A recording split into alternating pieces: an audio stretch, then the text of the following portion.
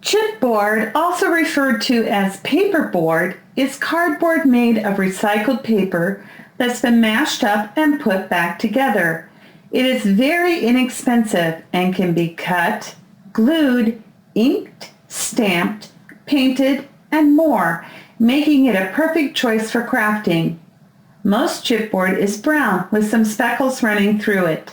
This is referred to as craft chipboard. You also may find clay-coated chipboard, which is chipboard with a thin white coating of clay over it.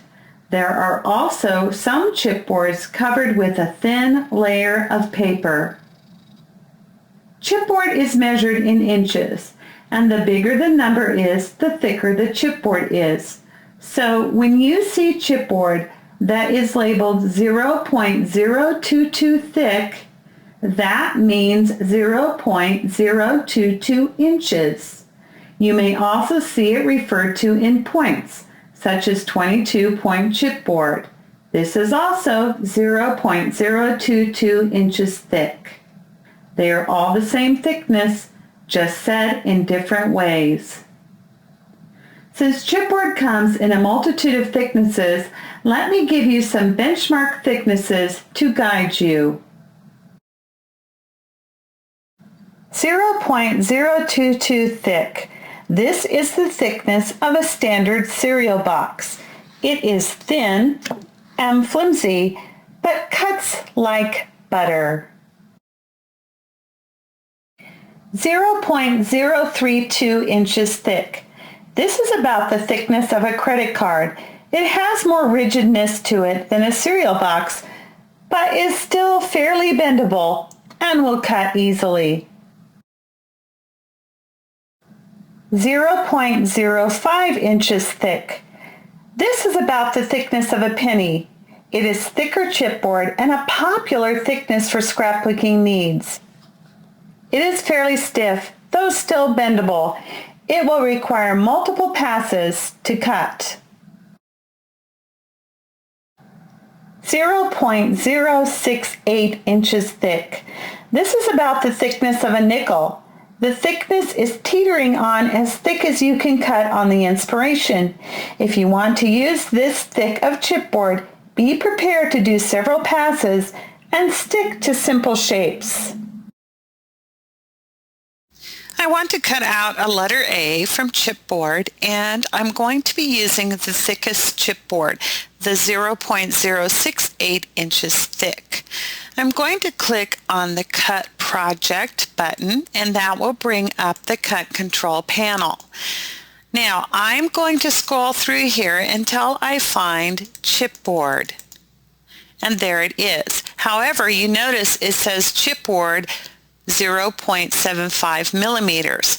That is the 0.032 inches thick chipboard, or roughly that size. And if you remember, that is about the thickness of a credit card. You also note that it recommends a blade length to start with of 3 and a pressure of 25. And those are great recommendations for this medium thickness cardstock.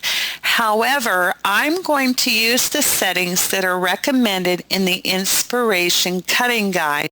That recommendation is to start with a blade length of 3 and a pressure of 35.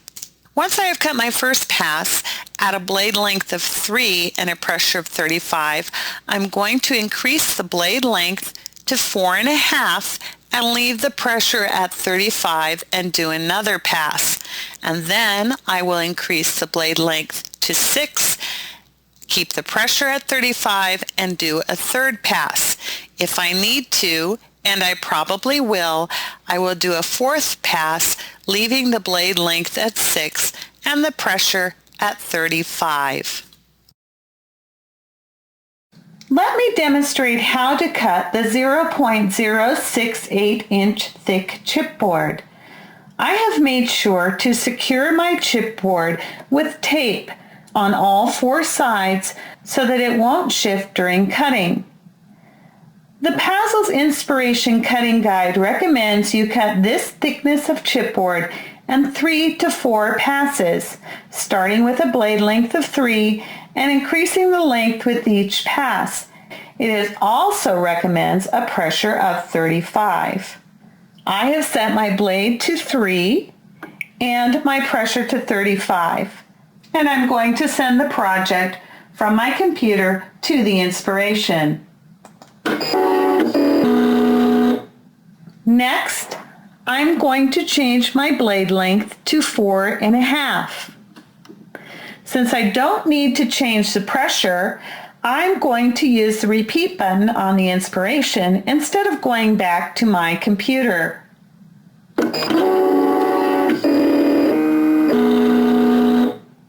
Now, I will change my blade length to 6 and press the repeat button.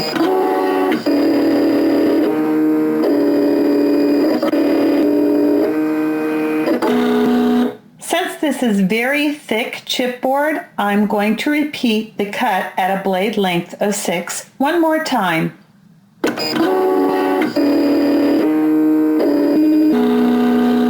Before I remove the mat, I'm going to use the piercing tool from the Inspiration Toolkit to help me lift it and check it out. And it cut just fine all the way through in 4 passes. In this lesson, I showed you how to cut the thickest chipboard possible on the Inspiration. Thinner chipboards will require fewer passes and shorter blade lengths. Always do a test cut first and make sure you have a sharp blade.